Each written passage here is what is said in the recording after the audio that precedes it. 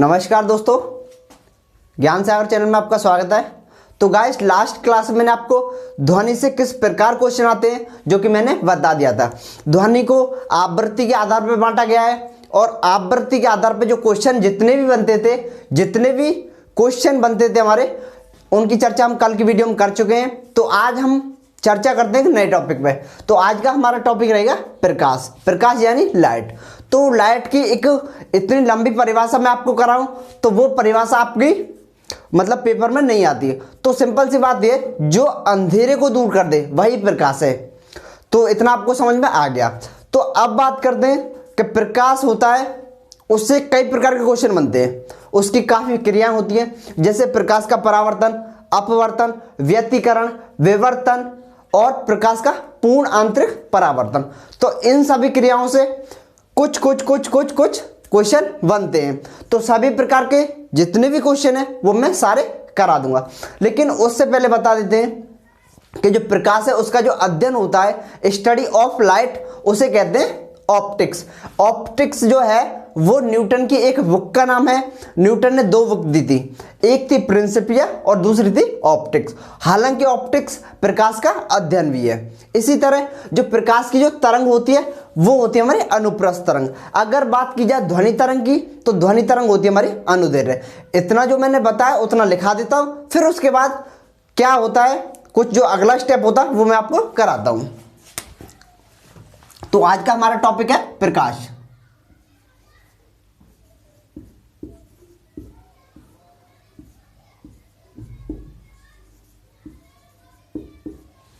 तो देखिए, प्रकाश का जो अध्ययन होता है उसे क्या कहते हैं। सबसे पहले बात करते हैं इसकी स्टडी ऑफ लाइट। तो स्टडी ऑफ लाइट जो है उसे कहते हैं ऑप्टिक्स, जो कि प्रकाश का अध्ययन है। तो गाइस, अब हम आपको बताते हैं। देखिए, जो प्रकाश होता है वो भी तरंगों के माध्यम से चलता है, यानी किरणों के माध्यम से चलता है, और इसी तरह ध्वनि भी चलती है। तो प्रकाश की जो किरण होती है उसका टाइप क्या होता है, इसी तरह ध्वनि की जो किरण होती है उसका टाइप क्या होता है। प्रकाश तरंग, तो उसका गाइस टाइप क्या होता है, वह अनुप्रस्थ तरंग होती है। अनुप्रस्थ तरंग होती है। चलिए, मैंने आपको ध्वनि से सभी प्रकार के क्वेश्चन बताए थे, लेकिन मैं ये नहीं बता पाया था आपको कि ध्वनि की जो तरंग होती है वो अनुदैर्घ्य तरंग होती है। गलती से छूट गया होगा तो मैं यहां पे लिखा देता हूं।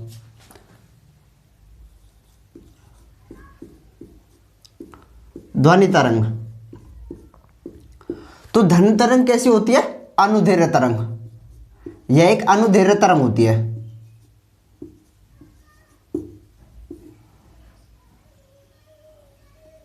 यह एक अनुदैर्घ्य तरंग होती है। चलिए गाइस, अब मैं आपको बताता हूं प्रकाश से जुड़े हुए कुछ विद्वान थे जिन्होंने कुछ ना कुछ राय दी होती है, कुछ ना कुछ सिद्धांत दिए होते हैं। तो मैं आपको बता देता हूं जो प्रकाश के जो सिद्धांत किसने क्या दिए थे। तो सबसे पहले बात करते हैं न्यूटन की। तो न्यूटन, जो कि फिजिक्स के पिता कहे जाते हैं, उन्होंने प्रकाश के बारे में क्या सिद्धांत दिया था। प्रकाश का एक होता हमारा कड़ी का सिद्धांत।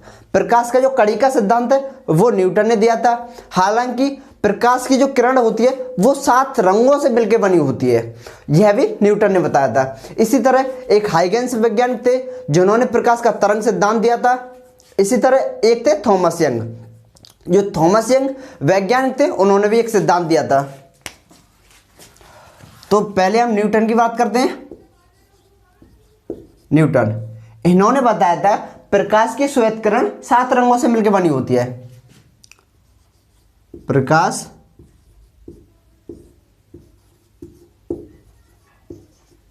श्वेत किरण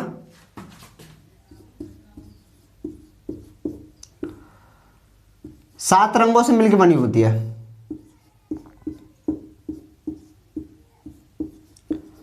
से मिलकर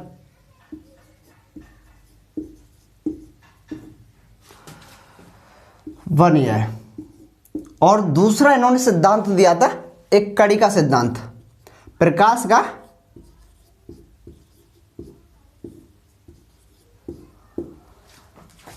कड़ी का सिद्धांत।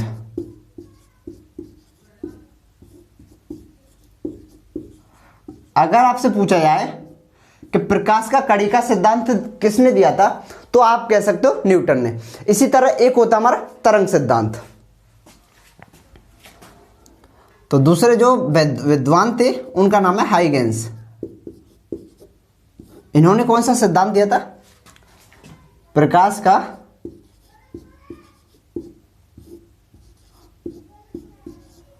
तरंग सिद्धांत।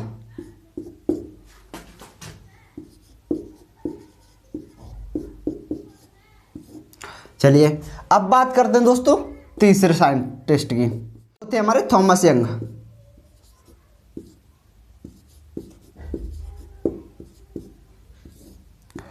जो थॉमस यंग थे उन्होंने दिया था प्रकाश का व्यतिकरण सिद्धांत, प्रकाश का व्यतिकरण सिद्धांत।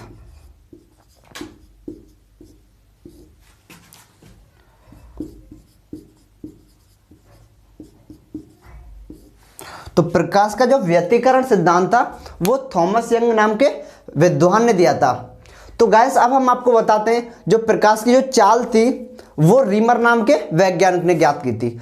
रीमर, हालांकि कुछ किताबों में जो रीमर है उसका नाम रोमर दिया गया है, तो आप उससे कंफ्यूज नहीं होना, क्योंकि जो उसने प्रकाश की चाल ज्ञात की थी उसने बृहस्पति ग्रह के उपग्रह यानी गनीमीड की सहायता से ज्ञात की थी। दोस्तों जो गनीमीड होता है वो सौरमंडल का सबसे बड़ा उपग्रह होता है। तो फिर हम आपको बताते हैं जो प्रकाश की चाल निर्वात में कितनी होती है, वायु में कितनी होती है, जल में कितनी होती है, इन सभी बातों को बताते हैं। लेकिन उससे पहले बात करते हैं प्रकाश की चाल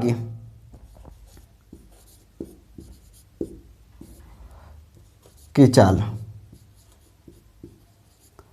तो प्रकाश की चाल किसने ज्ञात की थी? रीमर ने।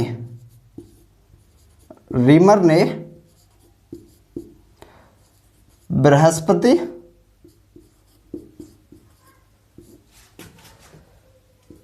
ग्रह के उपग्रह गनीमीड की सहायता से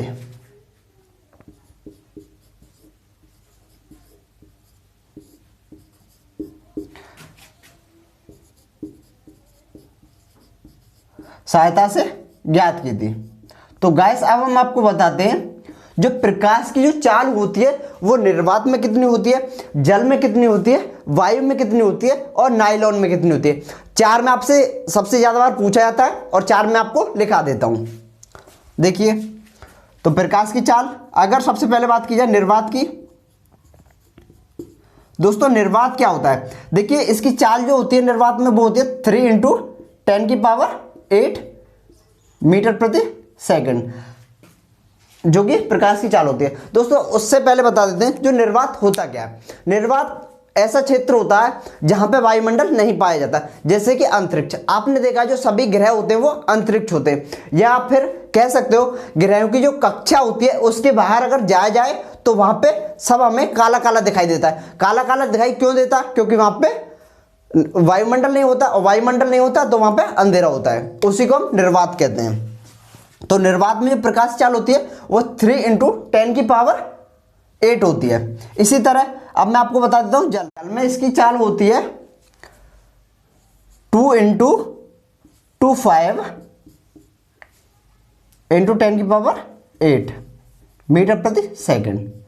तो जल में इसकी चाल कुछ इतनी होती है। इसी तरह कांच में देखते हैं क्या कितनी होती है कांच में।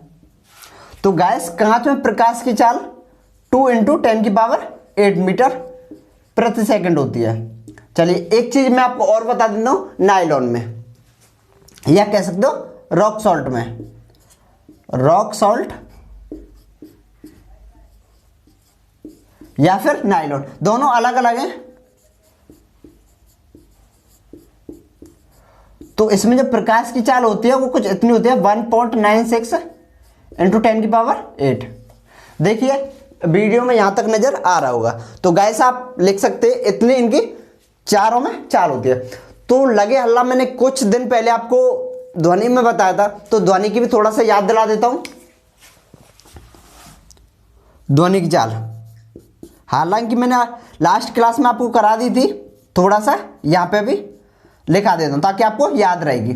तो गाइस जो ध्वनि की जो चाल होती है, ध्वनि की जो तरंगें होती हैं वो निर्वात में गति नहीं करती हैं, हालांकि वो वायु में, जल में, कांच में आदि में गति करती हैं। तो सबसे पहले मैं लिखाता हूँ लोहा में, क्योंकि ठोस में जो ध्वनि की चाल होती है वो सर्वाधिक होती है, लेकिन कितनी होती है देखिए 56-40 मीटर प्रति सेकंड होती है ध्वनिक चाल लोहा में। अब बात करते हैं कांच में, तो कांच में कितनी होती है? कांच में होती है 51-30 मीटर प्रति सेकंड। उसके बाद बात करते हैं जल में कितनी होती है, तो जल में होती है 1480 मीटर प्रति सेकंड। चलिए अब हम बात करते हैं वायु में, तो वायु में ध्वनिक चाल कितनी होती है? तो वायु में होती है 332 मीटर प्रति सेकंड। चलिए गाइस मैंने आपको प्रकाश की चाल के अनुसार भी ध्वनिक चाल बता दी। तो गाइस अब हम आपको बताते हैं जो प्रकाश जो सूर्य से पृथ्वी पर आने में कितना समय लगता है, और जो चंद्रमा से पृथ्वी पर आने में कितना समय लगता है, और कितनी स्पीड से आता है। चलिए उससे पहले आप इसे नोट कर लीजिए, फिर उसके बाद मैं आपको प्रकाश की जो चाल होती है वो भी लिखा देता हूं, और जो कितनी टाइम लेता है प्रकाश सूर्य से पृथ्वी पर आने में वो भी लिखा देता हूं।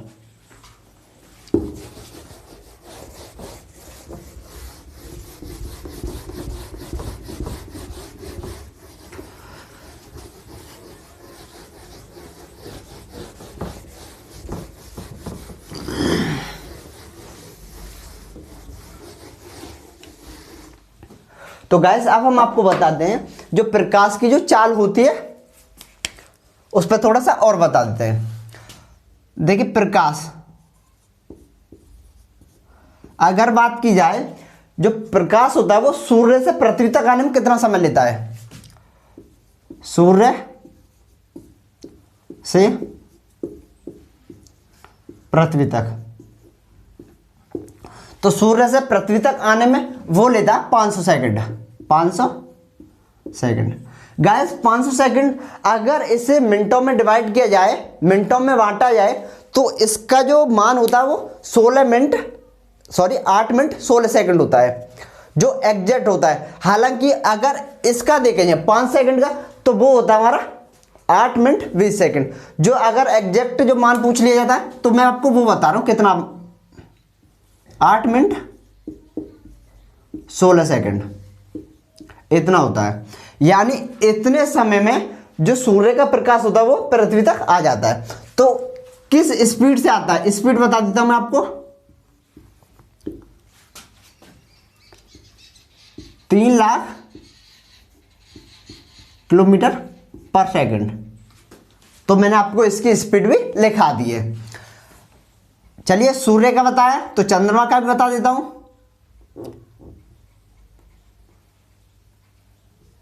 चंद्रमा से पृथ्वी तक,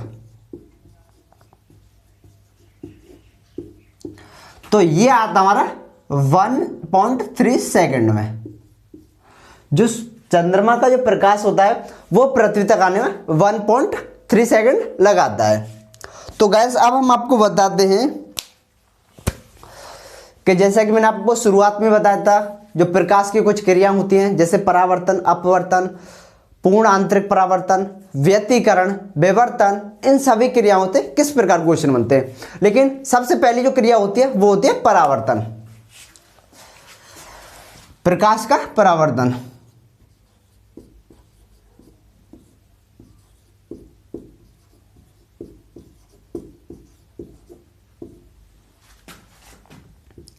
देखिए प्रकाश का परावर्तन क्या होता है।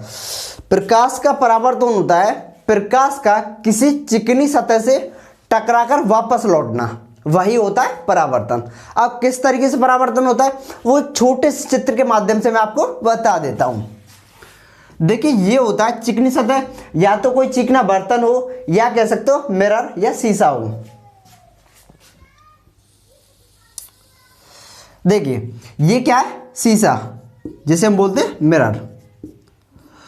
अब कोई प्रकाश की जो तरंग होती है वो कुछ इस प्रकार आती है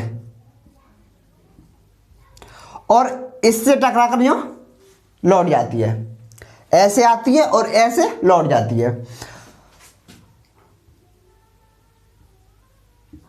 तो गाइस, और ये होता है हमारा अभिलंब, जो कि सीधा होता है। तो जो प्रकाश किरण आती है उसे हम बोलते हैं आपतित किरण। क्या बोलते हैं? आपतित किरण। और जो जा रही है इसे बोलते हैं परावर्तित किरण, क्योंकि परावर्तन हो रहा है तो जाएगी तो क्या बोलेंगे हम इसे? परावर्तित किरण बोलेंगे, परावर्तित किरण। अच्छा दोस्तों, प्रकाश की किरण आती है और जाती है, लेकिन जो टकरा के जो लौट के जाती है तो थोड़ा बहुत तो कोण बनाती है, चाहे कह सकते हो।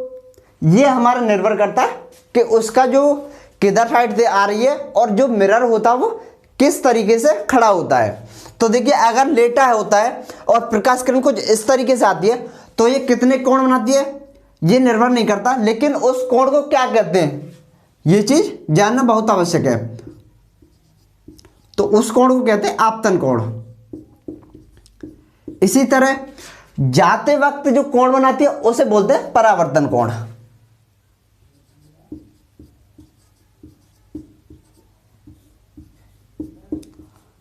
परावर्तन कोण। तो ये आपको समझ में आ गया होगा कि परावर्तित किरण क्या होती है, आपतित किरण क्या होती है, आपतन कोण क्या होते हैं, परावर्तन कोण क्या होते हैं। और जो परावर्तन, ये पूरी प्रक्रिया होती है, इसे हम बोलते हैं परावर्तन। यानी कि प्रकाश किरण आ रही है और आके वो किसी चिकनी सतह से वापस लौट जाती है, इसे बोलते हैं परावर्तन। तो गाइस, अब हम आपको बताते हैं प्रकाश का अपवर्तन, क्योंकि जो सबसे ज्यादा क्वेश्चन बनते हैं वो अपवर्तन से बनते हैं, पूर्ण आंतरिक परावर्तन से बनते हैं, इन दो से बनते हैं। देखिए, प्रकाश का अपवर्तन। अच्छा, इसकी मैं थोड़ी सी अंग्रेजी लिखा देता हूं, इसे क्या बोलते हैं? रिफ्लेक्शन।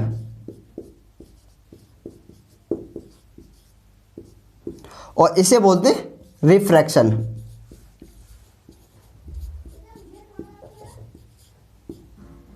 अच्छा, जो अपवर्तन होता है उसे छोटे से एक समझने योग्य भाषा में बताता हूं, तो उसे एक धोखा समझ लीजिए आप। क्या होता है? धोखा। और किस तरीके से होता है मैं आपको उसके एग्जाम्पल को पहचानने का तरीका बताऊंगा। धोखा, तो एक आप वर्ड चुन लीजिए जिसे बोलते हैं धोखा। तो प्रकाश का अपवर्तन क्या होता है? देखिए, जब कोई प्रकाश की जो तरंग होती है वो विरल माध्यम से सघन माध्यम में जाती है तो वो क्या होती है? अभिलंब की ओर झुक जाती है। यानी कि मेरा कहने का मतलब होती है, जैसे वायु से पानी में जाती है तो वो अभिलंब की ओर झुक जाती है। मेरा कहने का मतलब ये एक माध्यम से दूसरे माध्यम में जाती है। तो क्या होती है? प्रकाश की तरंग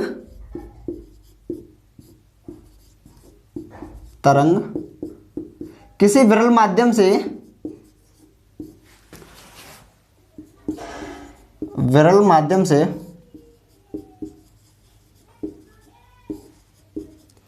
सघन माध्यम में जाती है, सघन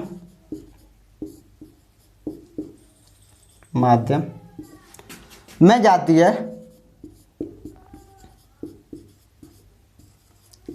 तो वह अभिलंब की ओर झुक जाती है।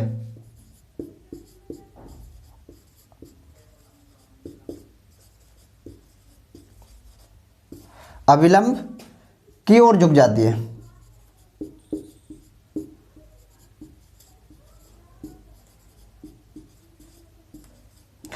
चलिए दोस्तों, ये तो इसकी किताबी परिभाषा होगी, लेकिन जो इसके एग्जाम्पल को पहचाना जाता है वो किस तरीके से पहचाना जाता है? देखिए, जैसा कि मैंने आपको इसका एक वर्ड बताया था धोखा, इससे हम किस तरीके से इसके एग्जाम्पल को पहचानते हैं?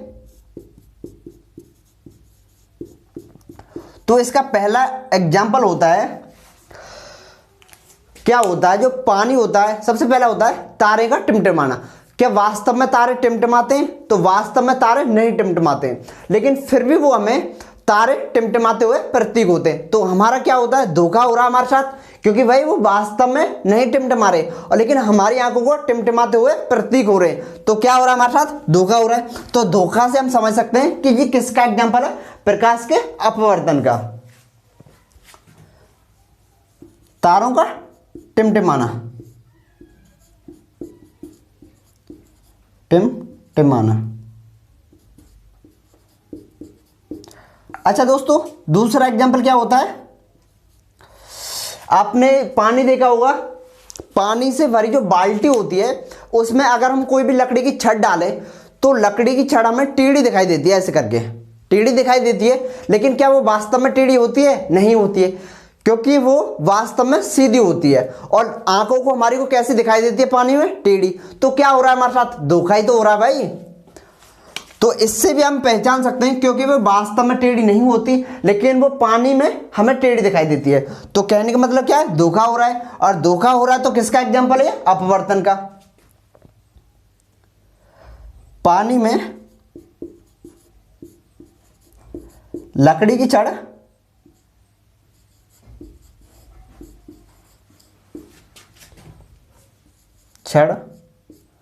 का टेढ़ा दिखाई देना, टेढ़ा दिखाई देना।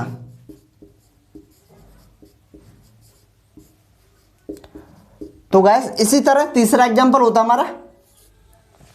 तो तीसरा एग्जांपल क्या होता है, आपने तालाब देखा होगा या फिर कोई भी आप साफ पानी लीजिए, उसमें थोड़े से कंकड़ डाल लीजिए तो वो कंकड़ जो होते हैं हमें ऊपर दिखाई पड़ते हैं। तालाब में जो कंकड़ होते हैं वो हमें ऊपर दिखाई पड़ते हैं, ऐसा लगता है ये जो पानी के ऊपर ही हैं जो कंकड़ है इसके अंदर। तो तीसरा एग्जांपल हमारा, तालाब में पानी के कंकड़ तालाब में कंकड़ों का ऊपर दिखाई देना, कंकड़ का ऊपर की ओर दिखाई देना,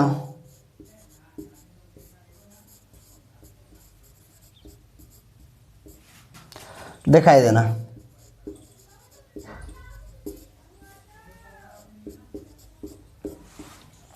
तो उसमें से 3 एग्जाम्पल थे और तीनों एग्जाम्पल मैंने आपको लिखा दिया, आपने नोट कर लीजिए। अब बात करते हैं दोस्तों कुछ, जैसे मैंने काफ़ी प्रक्रिया बताई थी आपको, प्रकाश का परावर्तन उसके बारे में बता दिया, अपवर्तन होता है वो भी मैंने आपको बता दिया, और उसके जो एग्जाम्पल होते हैं वो भी मैंने आपको करा दिया। तो अब हम आपको लास्ट क्लास में कराएंगे आपको, जैसे एक होती है हमारी विवर्तन होती है और एक होती है व्यतिकरण, एक और प्रक्रिया होती है जो कि पूर्ण आंतरिक परावर्तन। जो पूर्ण आंतरिक परावर्तन होती है उससे सबसे ज़्यादा क्वेश्चन आते हैं। एक क्रिया और होती है जिसे हम बोलते हैं प्रकीर्णन। प्रकीर्णन क्या होता है, जो उसके रंगों का घुलना होता है। तो वो भी क्रिया होती है उसके बारे में बताएंगे। तो गाइस चलते हैं, आज की वीडियो हमने आपको थोड़ा बहुत करा दिया, थोड़ा बहुत बचा है वो कल की वीडियो में करा देंगे। तो गाइस अगर वीडियो अच्छी लगे तो इसे शेयर कर दीजिए और थोड़ा सा और हमारे सब्सक्राइबर बढ़वाइए ताकि हम आपको लाइव सेशन दे सकें, लाइव आके आपके सारे डाउट्स क्लियर कर सकें। धन्यवाद।